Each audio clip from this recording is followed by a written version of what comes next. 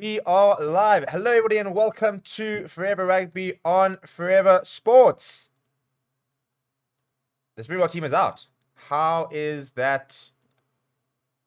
We're finally here, and it's been a very big build-up, a very big squad, for example, to pick from, and there's always going to be a very interesting to see what they went with. But yeah, Jacques Nienaber has named a squad, and it's a very interesting squad, and I personally quite like it.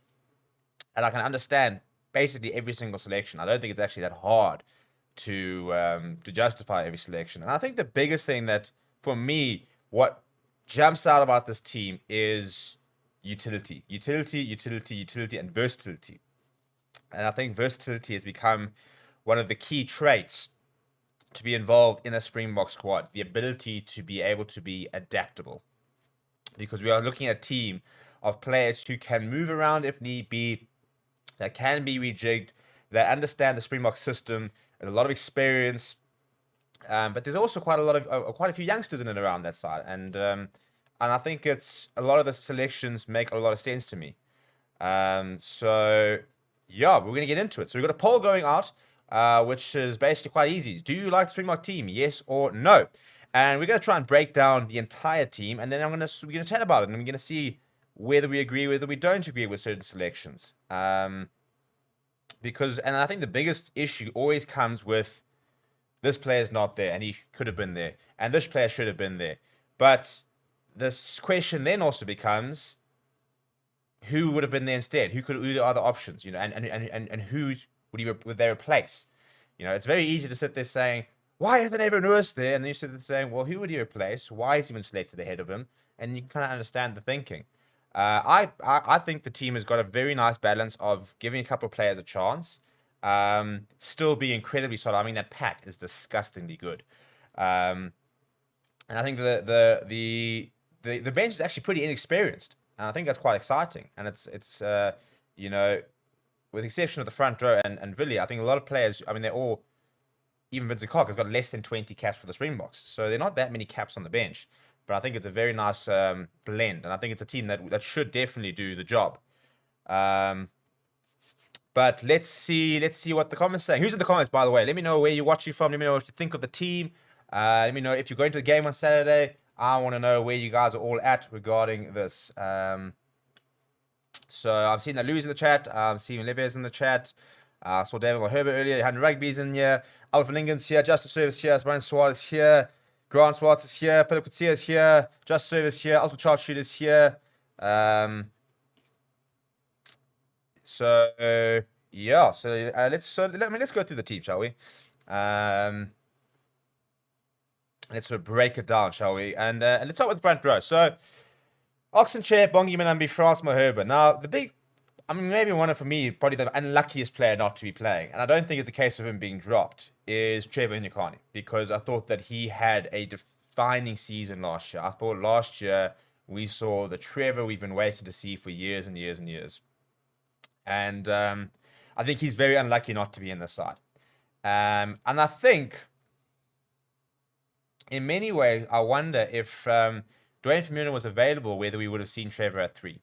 And the reason I say that is because if you watch the Springbok system, Dwayne Vermeulen and Frans Malherbe run the defensive structures, especially within the forwards. But on defense, you'll see they organize the defense, and they do it very, very well. I mean, this is one of the best defensive sides in the world. So without Dwayne Vermeulen, Frans Malherbe will have a very important job in terms of this organizational of the defense. And they talk about the fact that the Springboks all have like portfolios, and almost like every single player has a bit of like a portfolio sort of thing. So, for example, I think apparently Bongi Manambi is in charge of physicality. I love that. Good old top dog is in charge of physicality. So, and I think Franco Master, for example, takes charge of the lineouts. So every sort of player has got like a role that they do. And Malherbe and Redfern are very much involved in the defensive organizational sort of point of view. So I think that Frans Malherbe there is very important from that point of view. And then you sit there thinking, right, what do we lose with Trevor? What do we gain with Frans Malherbe? In terms of playing ability, I do think that scrummaging and open play right now, I think Trevor Nyakane is the better pick. I do. I thought that Trevor was absolutely sensational last year. You could also be playing him at loosehead. So, should he be maybe picked ahead of Oxenchair, for example, or whatever? So I think that he's quite unlucky to miss out. Bongi Manambi starting, Malcolm Marks on the bench. I think it's a perfect combination. I think that we need to move away from the idea that just because Bongi's starting, that now means that Malcolm Marks is the reserve hooker.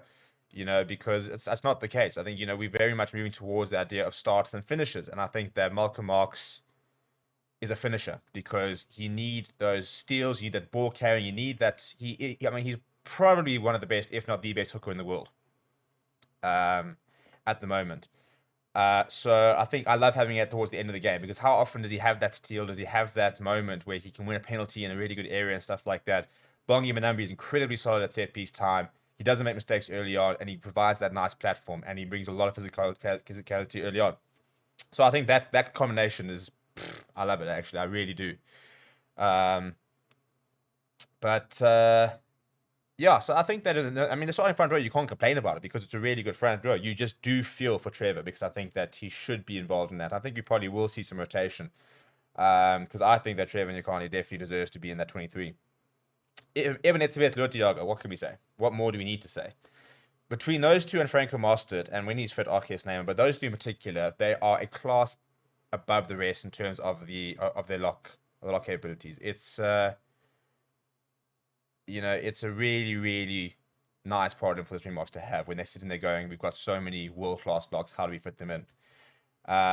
And I think that Lewis, for example, is the only one of the three who, for me, kind of works coming off the bench as a bit of a bomb squad impact player. Franco Mostert is one of those players who will play as well in the first minute as he does in the 80th minute. So he's a world-class player. You want him in your 23, he has to be a starter. So, for example, if they were just doing the locks, I would go Franco Mostert, Evan Etzebeth, Luat coming in the second half. Because I feel like Evan Etzebeth, Luat are players who can empty the tank and then you replace them. Whereas Franco Mostert just keeps going all the time, or make all the tackles, or he's got that sort of fitness and stuff. The loose trio is interesting. Now, first of all, we knew Sia Cleese was going to be at 6. Why wouldn't he be? He's the Springbok captain, so I don't know why. I mean, I don't think anyone's surprised about that. And if you are, I can't help you because I just don't think you're particularly bright. But I can very much understand Franco Mostert at 7. Now, please remember that Jasper Wiese is not a line-out option. He's not a line-out option. So if you were to play, for example, Marcel Coetzee at 7, or Sia Cleese at 7, Marcel Coetzee at 6, we'd only have 2 line-out options. You got to think about that as well. Franco Mostert last year, when Peter Steph Toy got injured, put on the number 7 jersey and was phenomenal. Franco Mostert was probably one of the top 5 best players for Springboks last year. So, it's first of all, they want to stick with him. They want to stick with somebody who's been. I mean, because you don't want to drop players who have been really good for the box for the sake of it. And it's just like Jasper Wiese. They backed Jasper Wiese last year. He went away and he had an absolutely phenomenal season for the Premiership. An even better season in many ways than last year, which they got to a state Springboks because he was playing too well. And we only played about 12 last year, and he played 11 of them. So again, they're rewarding the system, and that doesn't mean that people won't get an opportunity. But you've got Oxenchair's got 9 caps, and Jasper Wiese's got 11 caps. Everybody else has over 40 caps. Bongi Manambi, 48 caps. Frans Maherba, 46 caps. Evan Etzebeth, 97 caps. Lua Diaga, 56 caps. Sia Cleese, 63 caps. Franco Mostert, 51 caps. So it's an incredibly experienced front row. And I think that's probably one of the main reasons that they put that front row together, is that they're very settled, they know each other, and they're going to start off very well. So, yeah, I'm looking at... Let's see some of the comments about the pack itself. Sorry, there's so many comments, people. I'm not going to be able to read them all, but Grant Swart says, there's no better scrummager in the world than the double door fridge does not go backwards. Talking about Frans Maherba. Louis says, Oxen Kitsi is the best loose heads we have.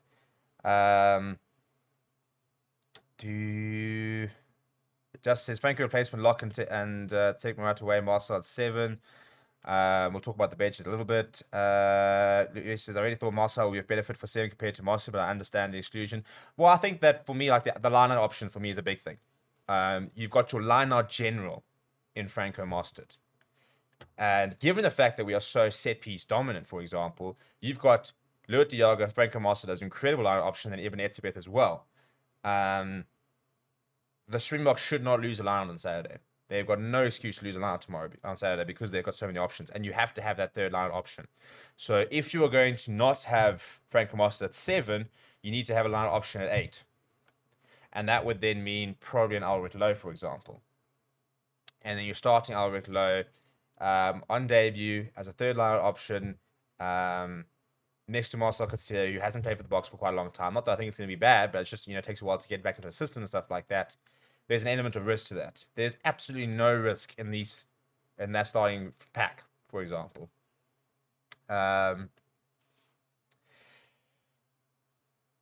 So I can completely understand putting Franco at 7. I would put Franco. In fact, I actually had a prediction. I'll tell you what. I had a predicted 23 that I wrote down. We're discussing it, and the only players that I got wrong is that I thought they might rush Pollard back into 10.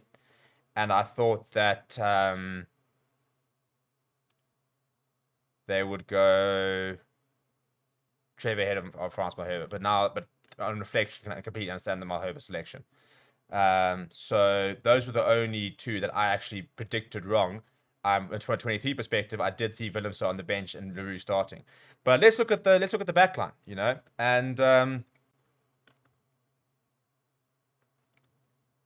again, it's a very, very... I mean, it's a basically starting back line with Willemse getting a shot at 15 and Alton Yankees at 10. Alton Yankees had to play 10 because Andre Pollard was in France on Saturday night. Would have only arrived, even if he has arrived, Monday, Tuesday, maybe Sunday, and would have had next to no time with the Boks. And I do think that he's obviously played so many games that it wouldn't have been a massive issue to have started him on the back of all that. But it's a safer option for me. You're playing a player who's been in camp for the last 2-3 weeks, or 2 weeks basically when they've been in camp. I think they've been about 3 weeks. And let's be honest here as well. From a form point of view, there's not much difference between Andre Pollard and Alton Yankees. When Alton played last year, I thought he looked like a very different player to what he was a couple of years ago. I think he has toned down a little bit of the flair and is a bit more solid and a bit more restrained in many ways. And if we're being brutally honest, Andre Pollard has not been in phenomenal form. So I don't think there's a hell of a lot between them anyway, in which case start the player who's been around. So no issues with him starting. 45th cap, so I mean, one of the most experienced players. Maximum Pimpi, Ches and Colby. Good to see Ches and Colby back. Damien de Linde, Lacagna. You're not going to choose. And I think Damien Willemse is somebody who was going to get a lot more opportunities last year at 15 before he got injured. And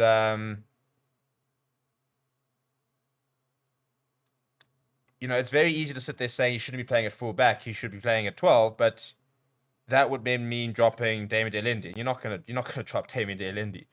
So, I mean, Damien Willemse has been groomed to be that sort of 23, that versatile player all the time. So, I don't think that. I think it's a nice option. I think that he's got so much confidence in the moment, Damien Willemse. I really enjoy the fact that they have backed him, and that they have given him a go at 15, because I think that we do need to look at our options. Obviously, I would like to see Warwick Gallant in the mix, but again, the Springbok management reward players they trust. So Damien Willemse has been part of the Boks setup 2019, was part of the Boks last year. He's been part of the setup, and they're going to say, we're going to give you a chance before Kalanti's come back into the setup. No one has been rushed back into the starting lineup based on purely on form. They are sticking to their structures, and that's what the Springbok management does. And whether you like it or not, that's the reality. That's how they work. They reward players who are part of the system, and they're loyal to their players. They don't pick a player just to fill a spot. They pick a player with a plan, and they sit there saying, "This is where you stand. This is and we will back you. And if they're having opportunities, they will get their opportunities before other people get the opportunities," which I think is right. So yeah, what are we saying about the or at the back line.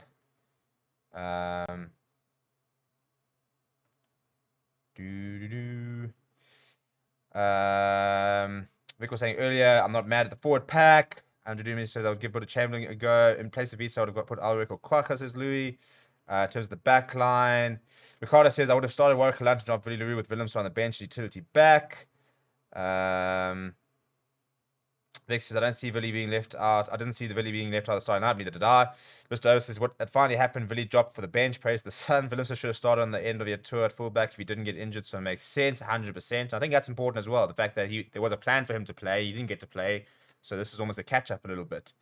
And I quite like the concept, the thought of him at 15. Obviously he hasn't playing better at 12, but there's no space at 12. And if he's going to be that versatile player, for example, that number 23 who can be a bit of a France stain, he needs to play at fullback for a bit. So yeah, I think that I'm not mad at him at 15 at all. Keenan says, great team. I just don't rate Jasper Visa, but I hope he proves me wrong. Coming off a great season. Yeah, I think I'm hoping. I've got my reservations about Jasper Visa. But again, he's played well. He's kept. He's making sure that he's part of the selection in terms of his performances for his club. So you can't ask him to do any more. He just needs to now translate that. And we saw a man of the match performance from him last year against Argentina. Let's see another one from him this year. Andres says, Stephen, I think Fussy is not in the mix. Yeah, I just don't think Fussy's as close to the box setup as we think he is. If Fussy plays ahead of Mapimpi. I mean, they don't see him as a fullback. I don't see him as a fullback option for the Springboks, to be perfectly honest. Remembering that fullback plays as a bit of a second playmaker. Less so when Alton is playing because he's more of a playmaker than Andre Pollard is. But so Damien Williams, who was a fly half, played a bit of fullback. Remembering that when Warwick Lampt was injured, Damien Williams was playing pretty well at fullback as well. It was at 12 where he really shined, but he's playing with so much confidence at the moment that I think we could put him anywhere. And I don't think Fussy's that close to the start to the setup at the moment. As I said, if Mapimpi got injured, that would be interesting because then I think we could then potentially see Fussy at 11. I think he is the second choice potentially. So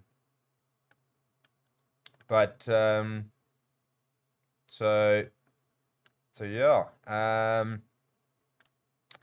So Nogeland, I'm hoping he will get a chance in that third test. Johan says, do you think we should have included Johan Janssen van Rensburg in the squad? I haven't seen him play that much this season, to be honest. But I'm quite happy with the squad. I've got no real issues with the squad. Rugby says, I'll definitely pick Yankees over Pollard based on recent test form for sure. Karen says, best centre pairing in the world.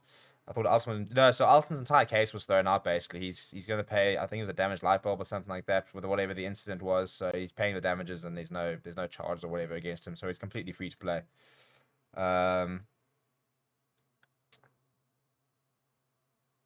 Vic saying, if you win the first two games, I think Kalanchi get a chance in the third test. I agree. Reward players we trust, but you can't say if you trust or not trust a guy before you give him a chance. 100%, but you also can't give other people a chance before the people that you've been promising a chance, for example. Keenan says, Herschel isn't the player he used to be. I think Herschel's in for a bit of a defining season. I think if he doesn't step up and he doesn't start putting in the performances that got him into that Springbok World Cup winning squad, I think he is at risk of losing his place. I think he's quite lucky that Kubus Redknapp is currently injured and that there isn't a lot of experience at scrum off. But I do think he's under a bit of pressure. I do think we need to see a better Herschel Yankees than what we saw last year.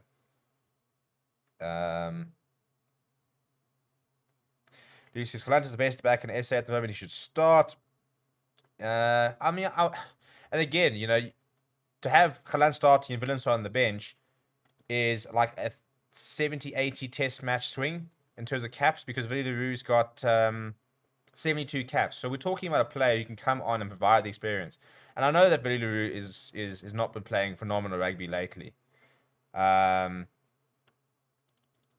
I think that whether we like it or not, the Springbok management really trust him. And there's a whole thing during they were chasing the sun and stuff like that about how important he is to the team and how he makes this team tick.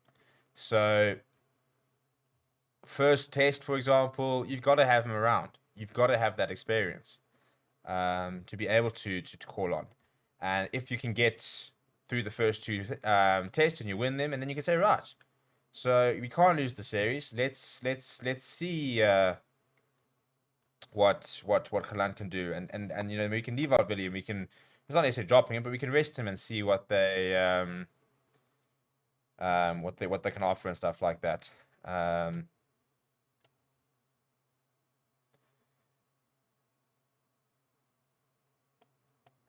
What are some of the other comments? There's so many comments coming through. So sorry, people. If there's something you really want to say, you can send a super chat, which means it'll be flagged, and I'll make sure I don't miss it.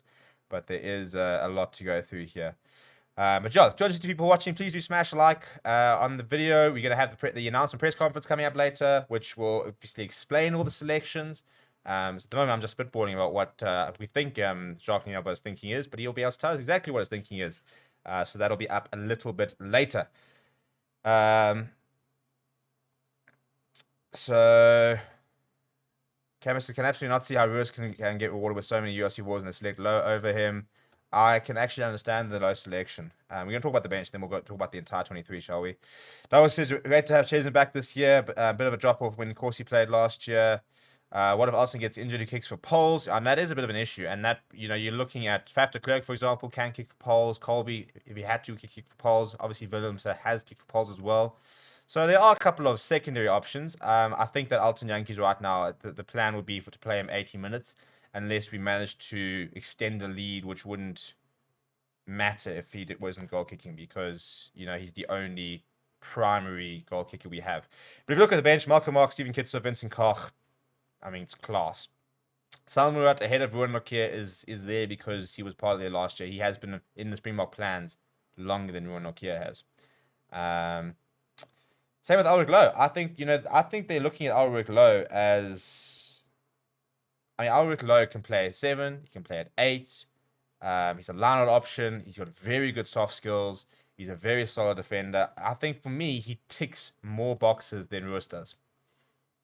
If we have to be very, very honest, if there's a checkbox approach and you're sitting there saying, what does he do? What can he do? I do think that Ulrich Lowe offers more than Ruiz. That doesn't mean he's better than Ruiz, but he offers more in terms of the various, as I said, so he can play at 7. He can play at 8. It's a good line option. And I think that they look at him, and again, that versatility, is very, very important to the Springboks. And again, we can't freak out about this, guys. This is the first Springbok 23 of the year. Evan Ruiz will get his chance. He will be a Springbok. We know that he will be a Springbok. I think that Ulrich Lowe in a year's time could be a better choice than Mostert at 7, and you put Mostert at lock. But they don't want to throw him out there in the first in his first test on debut, in this sort of situation. Lots of people talking about Marcel Coetzee at 7. Depending on who's at 8, if Dwayne Vermeulen's at 8, I can have Marcel Coetzee at 7. But if it's Jasper Wiese at 8, I do think Ulrich Lowe is a better option than Marcel Coetzee at 7 because he's a line-out option. Marcel Coetzee is not really a line-out option. Jasper Wiese is not really a line-out option. Kwagga Smith is not a line-out option at 8. When Dwayne Vermeulen plays, he is a line-out option. And all of a sudden, you've got your 3 line-out options there. It's even better when Peter Steph Toy plays at 7. You've got 4 line-out options because, how cool is that? But you've got to have more than just 2 line-out options. That's very important. Kwagga Smith, I'm so glad to see there's no more Kwagga Smith hate. That last year, we realized that actually he brings something very different and we are in for it. Because as a Lions fan, we've seen how, yes, he's not the biggest player, but he adds such a new dimension to the team. And everybody's saying this thing, but Test rugby is a whole different thing. You've got to be bigger and stronger, etc., etc. And then he was man of the match in the Barbarians game against the All Blacks. And I think that was a bit of a defining moment. People sit there thinking, actually, he can actually do a job. And last year we saw exactly what Kwagga Smith brings. Somebody who's quite quick around the park, very good at the breakdown, very good skill set. And again, with that 6-2 split, we can release him in the backline if we had to. You know, he's a sevens player. He's got very good ball skills. He could very easily play on the wing if worse comes to worse. So I think that he's the perfect sort of player to have in that 6-2 split sort of vibes. But yeah, so Louis says the third test we'll play our SA team if we win there. Carl says I'm a bit worried about Yankees because he's not so good. I'm not sure which one you're referring to. When is the press conference actually happening right now? I probably just finished up there, so we've got a team there. Ace, I'm curious too who goes to the polls if Yankees is injured. It'll be interesting to see actually where they go. Willemse, where they go Faf de Klerk, where they go Colby. You probably find Lekanya can do it. You can do anything on him. Jean says Willemse at 12, Colby at 14, Orange at 11, Kalanta 15 is my wet dream. Just flair, and more flair. Did Alton play after the November tests? He was playing in Japan, then he got injured. And I'm not actually sure if he managed to get back to Japan to play a game or two afterwards. So I'm not entirely sure how much he's played because he was injured, but he has been with the squad for the last couple of weeks. Heineken Cup draw is on today. Yeah, it isn't. In fact, it's on at the moment. So we'll have a video up for that later.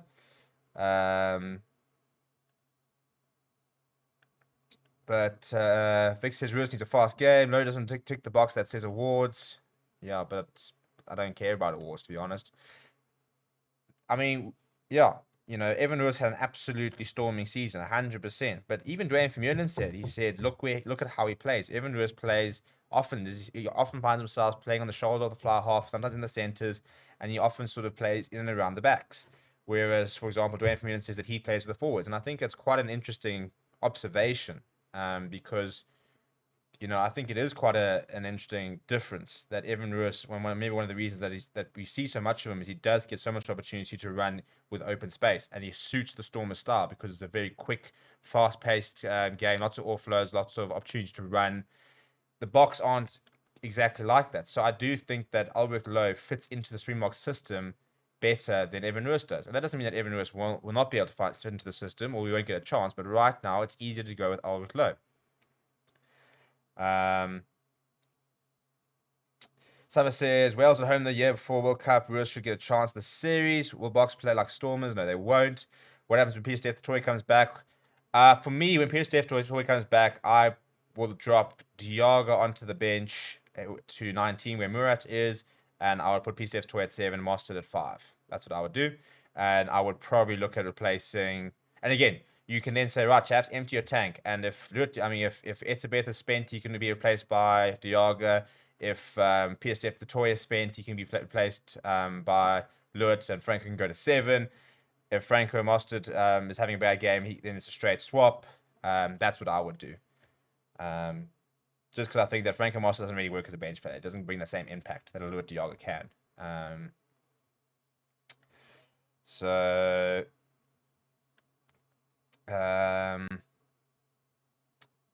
Kiwi I've always loved Kwaka. He is so dynamic, 100%. Lewis says Kwaka just needs to be shaped a bit more because Holy Damn, he put so much effort in, but did cause a lot of penalties last year. Yeah, but I think it's a bit like Deon Fourie, who I think conceded the most penalties in the competition. So it kind of comes with the territory in terms of if you are going to be the person that's jackling and having a go at the ball, you kind of put yourself at the firing line.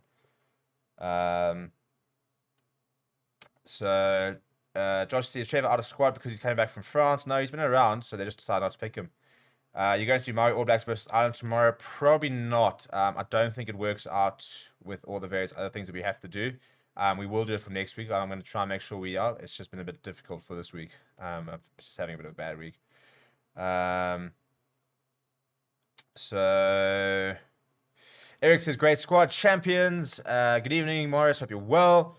Daniel's happy to see Chisholm back in the Bok jersey. Etzebeth Nokia is my dream lock combo, says Johan. So MC says, SA lacks a good 10. Sadly, we got okay 10s, but not world class. We didn't call on Marco van Staden. You're going to do championship team versus Italy SA on Saturday. I'm pretty sure that game is like directly after the Springbok game, which makes it quite difficult because we've got a player rating show to do on Saturday. So if it doesn't overlap, then I will try and do it, but it all comes down to the timing and stuff. Arceus Neyman is actually in camp. He's not part of the squad, but he's actually in camp because I was there yesterday and he walked past me. Walked past me. So it looks like he's doing his rehab and stuff like that with the Springboks, which is quite a good quite a boost for us. But obviously, yeah, still not 100% fit. Obviously, it's not a bad team. Goosen's world class. I made a paper. Yeah, that's the problem, isn't it? Lancer should have had Kalant Willems on bench and Billy out. Stage load shedding 6. Yeah, no, listen. So we are hopefully going to make sure we've got our contingency ready for this weekend. We will make sure that we've got a generator or inverter and stuff like that, depending on what we can afford. It's actually making me emotional, this whole flipping load shedding thing, because it's so expensive to have all these different backups. Because it's so much more than just a computer backup. It's the DSTV needs to make sure it runs. You know, the internet needs to make sure it's running. The PC has to be running, and we can't afford to go down. So we are looking at sorting all that out. So thank you very much to everybody who has become a member, for example, and stuff like that. That's all going towards our bloody ESCOM contingencies. So hopefully we will have that all ready for this weekend. Obviously, wonder how Young's going to do. Man's got a lot to prove. Billy at 15, the experience. Grant, I think so. Tuesday, I think Dion Ferry was included instead of ESCOM. Yeah, fair enough. I mean, similar sort of player, I suppose. We're an asked which type of fly half. Can Alton do 1880? Yeah, I don't see why not. I don't see why you can't do it at all. In fact, my press conference team have just arrived, so we'll be able to get that up quite soon. It says if Visa doesn't perform, will Casilla take a spot? And if Herschel doesn't perform, is Williams a Hendrick's replacement?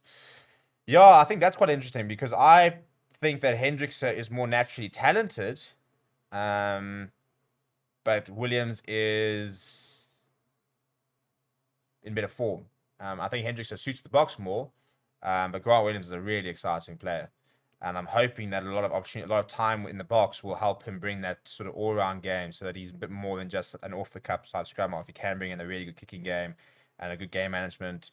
I do think that Jaden Hendricks on paper and in terms of like his talent has got more, but it's not playing particularly well at the moment. Who's number 21? So it's actually... So Ulrich, I think it's actually 20 and Kwakasmith's 21, I think officially. So I think that the numbering could be a bit wrong there. But yeah, it's Ulrich Low at in there on the bench. Will Khaleesi actually play at blindside? So the interesting thing is that the box was saying, I think they said last year, I think it was Kwakasmith actually in the press conference, was basically saying the number on their back doesn't actually affect what they do. It's more like, these are the roles that you guys have to do. You're going to do this role. You're going to do that role. You're going to do this role. And, yeah. So, I don't think it's as easy as saying he's at the blind side, he's on the open side, because they've all got different roles. For example, usually often your eighth man jumps in the line out. Yes, Visa not going to jump. Franco Master is. Those sort of situations. Double says, I wouldn't mind seeing Ulstad play in the third tier. Not see much of him. Curious how he fares. Yeah, I mean, that's something that nobody's mentioned. And I don't know why, because he hasn't lit everybody's fire when he's played for the Springboks, but he's had a very good season in the top 14. Peanut from Vegas says, Nas had pace and a killer pass as well. Just a match winner. Watch Real Rugby YouTube channel. Devon says, Quirson needs to play like Nas so he can finish the game with his kid still clean and no injuries. Brady says, surprise Villiers over Pollard on the bench. Pollard now covers center as well. Colby can cover full back. Interesting concept, I mean, is Pollard now the new utility back? Dun, dun, dun. I actually never really thought about that, but it could work, As you say, you do have Colby who covers... I mean, if you had Willems at 15, for example... He covers 12, 15, 10, and probably the wing as well. Pollard covers 10 and 12. Colby covers for 15 as well. Interesting idea.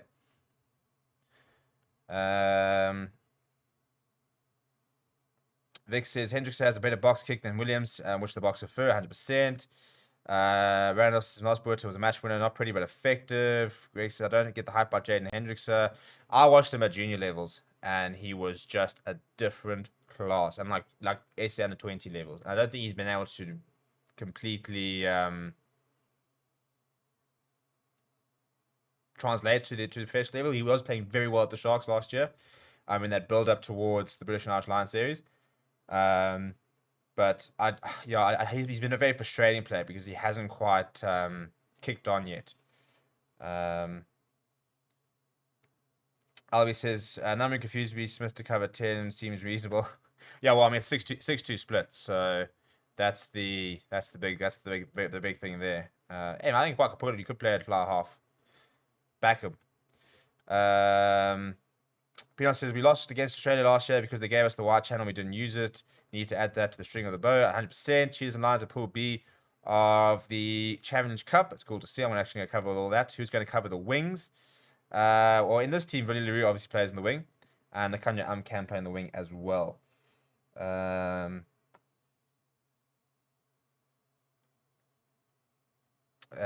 it says Colby covers 10.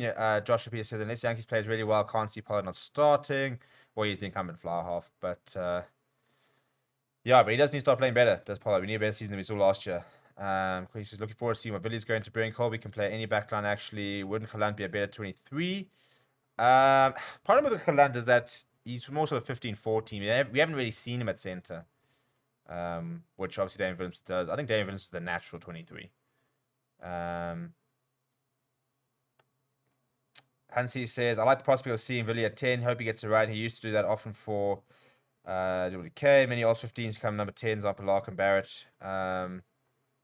Just maybe a problem. Yeah.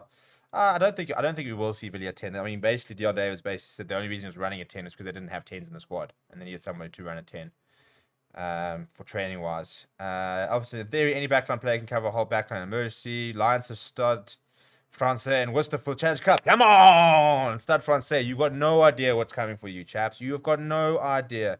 A little Sire from Johannesburg is going to come and F you up. Worcester, start preparing for that L now. Take a massive L. The Lions are coming. Chaps, we're winning the Challenge Cup. I think that's the reality, is that we are going to be winning the Challenge Cup. The Lions will be lifting the Challenge Cup next season along with the URC. We're moving it, chaps. We're moving. Andy says it's a team to win the first test, no messing. Pollard joining Leicester Tigers next season, guarantee he'll be back in his best time for the World Cup. I hope so. Matthew says, let's get Curran in his fly half back up. It's not. When our tickets being sold for the Sevens World Cup in Cape Town, they're already on sale. In fact, accreditation's just opened up. I might apply for that. Where is Esterhazy much better than First of all, he's not. Second of all, he's not in the same position. So, yes, Esterhazy will be playing ahead of Damien De Lendi. Because as you can see, is at 13 and Esterhazy plays at 12.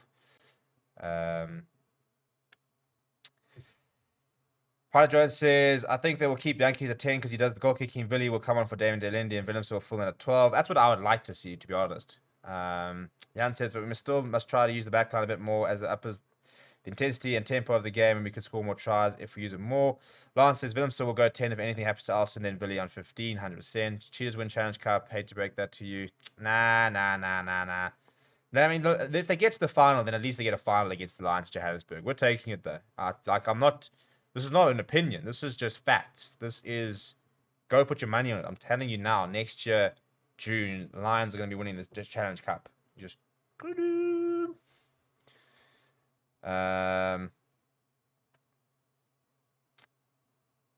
Wonder where's Pollard, Calant. So Pollard, I said he was in still in France on the weekend, so he's barely been in the squad. So yeah, I mean, unless Alton has an absolute sensational game, I do expect Pollard to be back next weekend.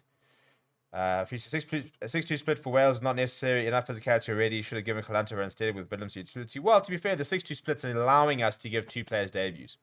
So in that perspective, I quite like it.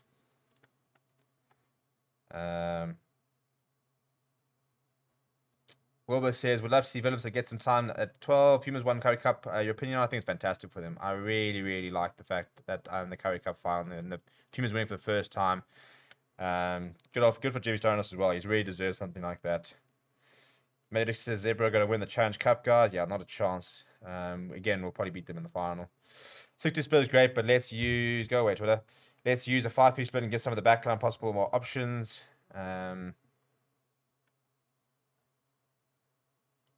So, yeah, what are your score predictions this weekend? We're going to start wrapping up so I can get onto the press conference and get all that stuff sorted. So let me know if you have any score predictions, stuff like that, but we're pretty much going to wrap up now.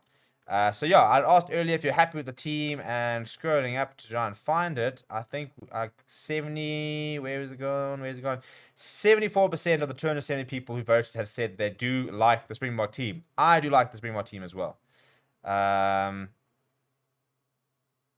So I think that it's a very good team. I think it's a very nicely balanced team. I think it's got some debutants in line, which is cool. And I do think that it's got everything we need to beat Wales. Johan's saying Springboks to win by 15. Pinot and Vake saying 37-12. Louis saying 34-25 for SA. So MC's going 27-14 to SA. Hanley's going Wales 21, South Africa 18. You can't be predicting a loss, Hanley. That's not the negativity I like to see. Grant Swart's going box by 10. Matthew Dixon going 26-10. SA over Wales. Hansy's going box to win by 20. Alpha Linger going 34-13 to the box. Well, there we go, people. Please do smash like on the video. We are like 30 people away from 12,000 subscribers. In fact, we're less than 30 people away. We're 26 people away from 12,000 subscribers. So please do subscribe, and we can try and get past that 12,000 mark before this weekend. We will have the press conference up within the next hour, so stay tuned for that, where Jacques Niabar will be able to answer some of the questions you were asking me here. And we will see you guys tomorrow. And lots of interviews coming as well. There's also a really, really cool press conference with Ryan Elias. He's coming out tomorrow morning. Really cool, actually. I really enjoy what he had to say. I've really enjoyed the Welsh atmosphere. I've actually really started to like this Welsh side. It was a really cool press conference with Stephen Jones. If you haven't seen it, go and check it out. Very upbeat. He was very much optimistic about it. He was just saying it's going to be so fantastic to play against such a good team. Within Loftus, he was like, the fans are going to be brilliant. And I think this Welsh side is buzzing to be here, and I think that's so cool that they understand that this is a big ask, but they're backing themselves, and that's what they're saying. We understand we're not expected to win, but we're going to come and have a go, but we're basically just happy to be here, which is really cool. So go and check those out, and we'll have some more Springbok stuff up very soon. Also, please do go and subscribe to Forever Rugby. We are getting that channel going once again, so you can go and subscribe to it as well. And we'll have a couple of clips and stuff up. And then, yeah, we'll be live again tomorrow. We'll be live again on Thursday. Hopefully have a fan forum on Thursday night is the plan. And then Friday, it will be the Sia Khaleesi's Zondila Stick Show, I'm hoping, followed by a live show. And then Saturday, we've got big plans for the build-up. Big plans for the build-up. We're going to be going live probably from about 3 o'clock, potentially 2 hours before, with some pre-packaged stuff. I've got some really cool ideas. It's going to be really, really fun. So really looking forward to that this weekend. Please do keep safe. Smash like on the video. Do subscribe to the channel. And I'll chat to you guys all very, very soon.